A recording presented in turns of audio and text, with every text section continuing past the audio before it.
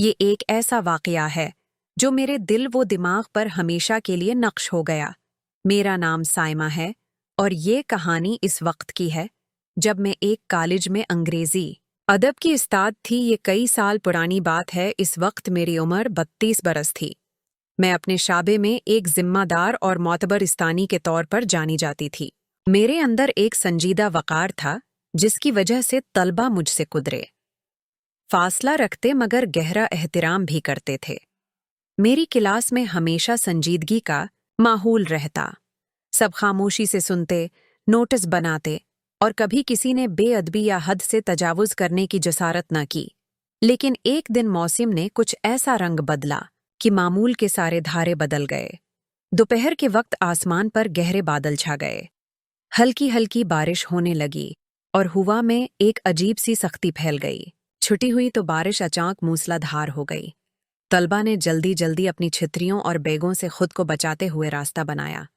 College کا وسیع احاطہ دیکھتے ہی دیکھتے ویران ہو گیا۔ میں کھڑکی سے باہر دیکھ رہی تھی کہ اچانک نظر آیا کہ ایک طالب علم لائبریری کی سیڑھیوں پر کھڑا بارش کو دیکھ رہا ہے۔ وہ عموماً پڑھاکو، خاموش طبع اور اپنے آپ میں رہنے والا لڑکا تھا۔ اس کے چہرے پر ایک فطری سکونت تھی جو اس کی عمر کے بیشتر لڑکوں سے اسے مختلف بناتی تھی۔ میں نے دروازہ کھولا اور کہا، یاسر، بارش کے تھمنے میں دیر لگے گی، اگر اجازت ہو تو کچھ دیر یہیں بیٹھ جاؤ۔ وہ ادب سے جھکا اور بولا، جی میڈم، شکریہ۔ ہم دونوں اسٹاف روم کے باہر ایک چھوٹی سی میز کے پاس بیٹھ گئے۔ بارش کی بوندوں کی آواز اور ہوا کی سرسراہٹ نے ایک پراترار موسیقی سا سما بنا دیا۔ کچھ دیر بعد سرد ہوا کہ جھونکیں تیز ہونے لگے۔ میں نے محسوس کیا کہ یاسر کانپ رہا ہے۔ میں نے تجویز دی، چلو گیسٹ روم چلتے ہیں، وہاں کچھ گرم چائے بنا لیتے ہیں، تمہیں بھی سردی نہیں لگے گی۔ ہم دونوں بارش میں بھیگتے ہوئے گیسٹ روم تک پہنچے۔ میں نے دروازہ بند کیا اور ہیٹر آن کیا۔ وہ کونے میں کھڑا تھا۔ اس کی آنکھوں میں ایک عجیب سی گھبراہٹ تھی، جیسے وہ کچھ کہنا چاہتا ہوں مگر الفاظ نہ مل رہے ہوں۔ میں نے نرمی سے پوچھا، سب ٹھیک تو ہے نا یاسر؟ اس نے سر اٹھایا۔ اس کی نظر میں ایک ایسی گہرائی تھی جو معمولی نہیں لگتی تھی۔ وہ بولا، جی میڈم۔ بس یہ موسم میں مسکرا کر بولی۔ فطرت کے بعض لمحے ایسے ہوتے ہیں جو بے زبان ہوتے ہیں۔ وہ بولتے نہیں، صرف محسوس کرواتے ہیں۔ وہ ایک لمحے کو خاموش رہا، پھر آہستہ سے بولا، میڈم، میں آپ کو ہمیشہ سے بہت عزت دیتا رہا ہوں، آج سے نہیں۔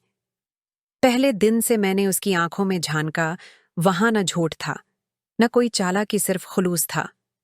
ایک طالب علم کا وہ سادہ مگر گہرا احترام۔ میں نے سنجیدہ لہجے میں کہا، یا سر، زندگی میں کچھ احساسات ایسے ہوتے ہیں جنہیں الفاظ کے دائرے میں قید نہیں کیا جا سکتا۔ وہ صرف ایک نظر، ایک خاموشی یا ایک لمحے میں سمٹے ہوتے ہیں۔ انہیں لفظوں میں بیان کرنا ان کے معنی کو توڑ دیتا ہے۔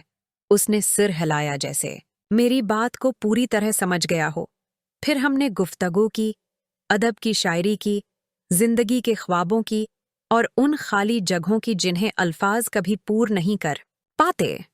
اس نے بتایا کہ لائبریری میں ایک معمولی سا واقعہ، ایک کتاب اٹھانا، ایک مسکراہٹ کس طرح اس کے دل پر نقش ہو گیا تھا۔